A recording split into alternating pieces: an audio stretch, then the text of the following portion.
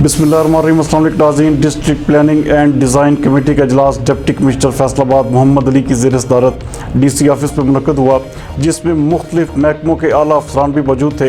हमारे divisional bureau chief मियाँ एजाज असलम के मुताबिक इजलास में डिप्टी कमिश्नर का कहना था कि कमर्शियल व कारोबारी इमारतों के नक्शों की मंजूरी में मुतल्लिक़ा क़वानीन और मफाद आमा का ख़ुसूसी ख्याल रखा जाए। इस ज़मन में मौसूल होने वाली दरख्वास्तों की बारीक बीनी से जाँच पड़ताल को भी यकीनी बनाएं, ताकि ट्रैफिक समेत शहर की तामीर और तरक्की के आइंदा मनसूबों में कोई रुकावट आड़े ना आए।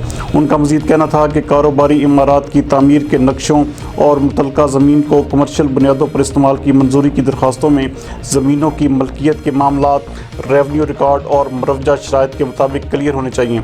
उनका कहना था कि खुसूसी तौर पर तालीमी इदारों के क़याम की मंजूरी के लिए ट्रैफिक के बहाव में रुकावट के अमूर ज़ेर नज़र, जबकि पेट्रोल पंप्स की मंजूरी के केसेस में मुतल्लिक़ा कंपनी की दस्तावेज़ात की जाँच पड़ताल और तस्दीक कर ली जाए।